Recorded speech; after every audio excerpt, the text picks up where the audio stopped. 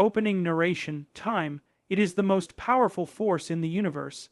It can heal wounds, destroy empires, and bury entire civilizations under its eternal sands. But what if someone could walk through the corridors of time itself?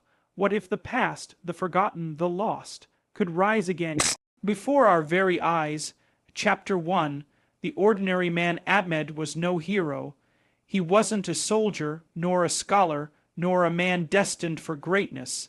He was a librarian in Lahore, living a life as ordinary as the pages of a book left unread. Every day he stacked dusty manuscripts, repaired torn covers, and watched history collect dust in silence. But deep down he always felt there was more, something missing, a hidden purpose. One evening, as the library closed and the city outside drowned in the hum of traffic, Ahmed discovered a small wooden box hidden behind a shelf of forgotten scrolls. The box was carved with strange symbols, spirals, waves, and stars that glowed faintly in the dim light. On its lid was an inscription in a language he didn't recognize, but when he touched it, the words burned into his mind. Time belongs to the seeker. Inside the box lay a crystal blue, glowing faintly like the last breath of a dying star. As his fingers wrapped around it, the world trembled, the walls of the library melted, books turned into rivers of light, and in a flash, Ahmed was gone. Chapter 2. The drowned empire Atlantis. When his eyes opened, Ahmed was standing on marble steps overlooking a city that seemed carved by the gods themselves. Golden towers spiraled into the clouds. Crystal bridges arched over canals of shimmering water. Giant statues of kings and warriors guarded every corner. Birds with wings like rainbows flew across a purple sky. He whispered in awe, Atlantis, the lost city, a civilization philosophers had spoken of, but none had ever seen, was alive before him. The streets bustled with people dressed in flowing silver garments, their skin glowing faintly in the sun. They carried strange devices that harnessed energy from crystals. It was a paradise, a vision of perfection, but not all was well. As Ahmed wandered through the markets, he heard whispers, fear, discontent.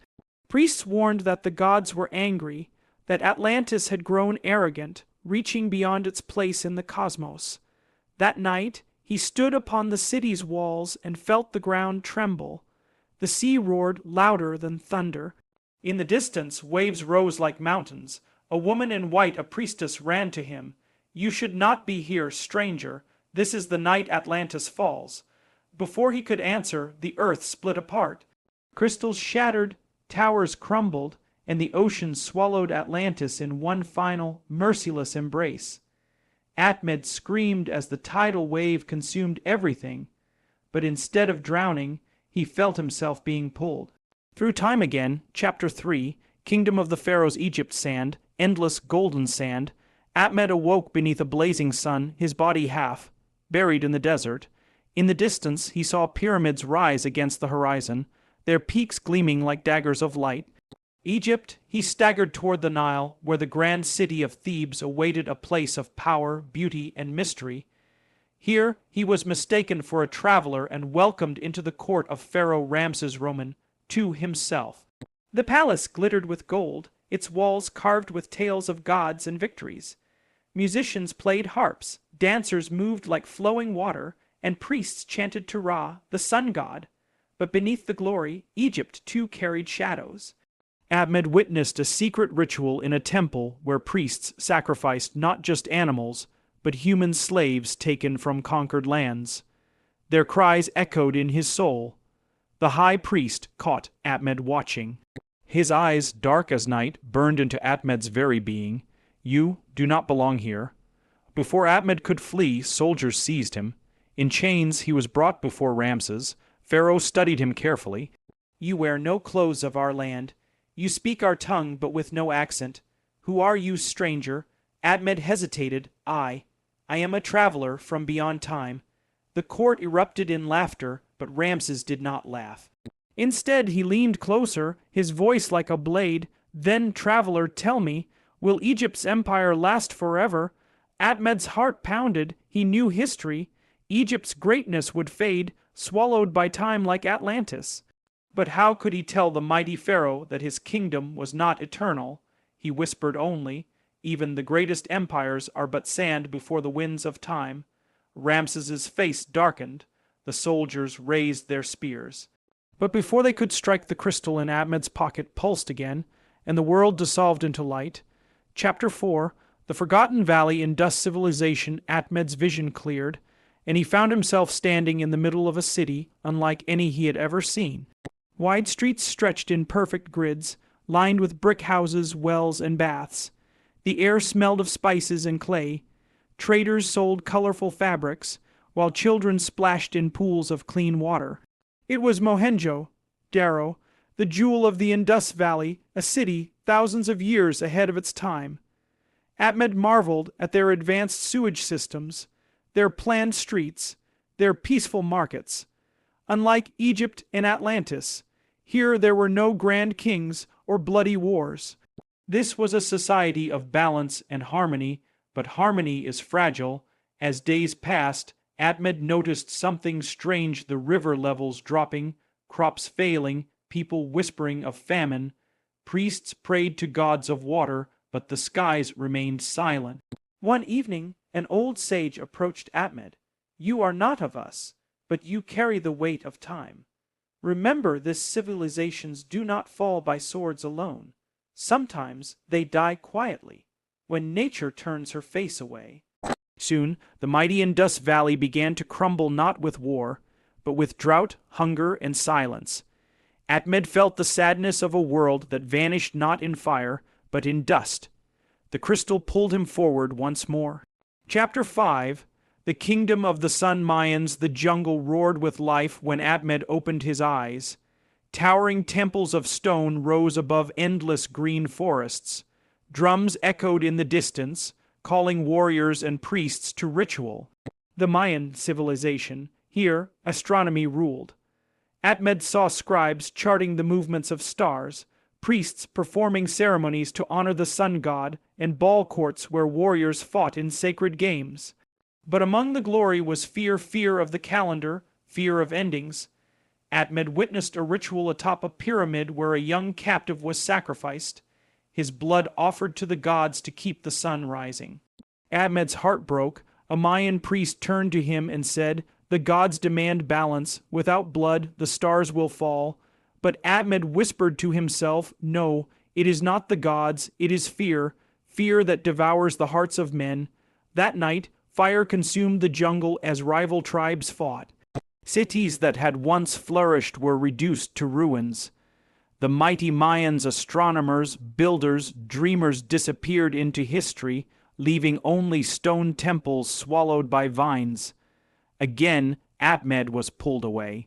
Chapter 6. The Eternal Empire. Rome. Ahmed landed upon cobblestone streets alive with the thunder of marching soldiers.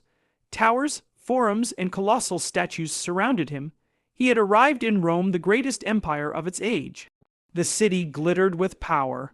Senators debated in marble halls, gladiators clashed in the Colosseum, and legions marched to conquer the world.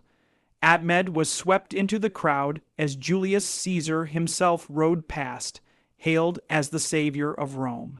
But beneath the cheers, Ahmed sensed betrayal, ambition, and decay. One night, he overheard a whisper in a dark alley: senators plotting Caesar's assassination. History echoed in his ears, et tu, brute. He wanted to stop it, to change it. But when the fateful Ides of March arrived, he stood frozen as Caesar fell beneath the daggers of his own allies. Rome would not die in one day, Ahmed realized. It would rot slowly from greed, corruption, and the hunger for more than it could hold. As Rome burned centuries later, Ahmed wept.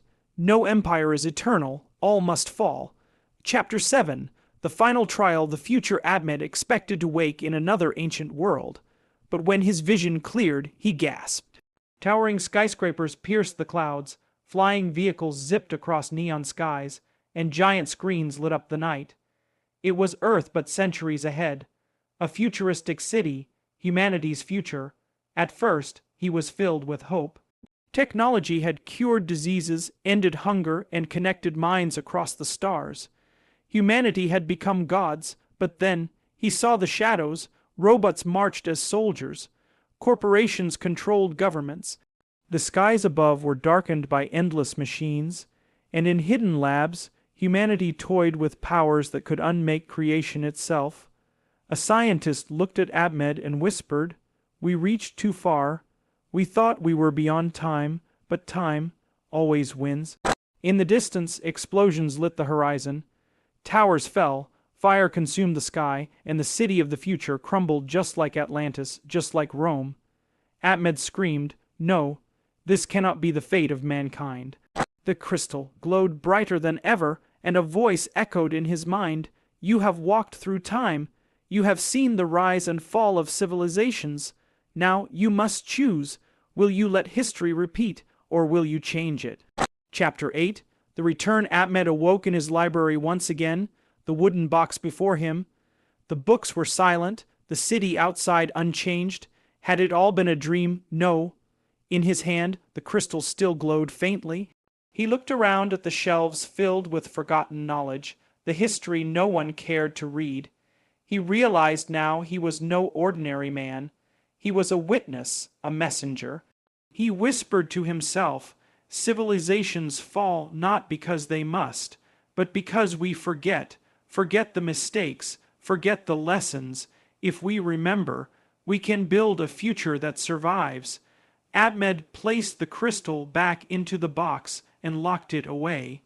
He knew one thing for certain: time was not his enemy, it was his teacher. Closing narration: empires rise, empires fall, but the greatest power lies not in kings, nor in armies, nor in machines. It lies in memory for those who remember the past, hold the key to the future.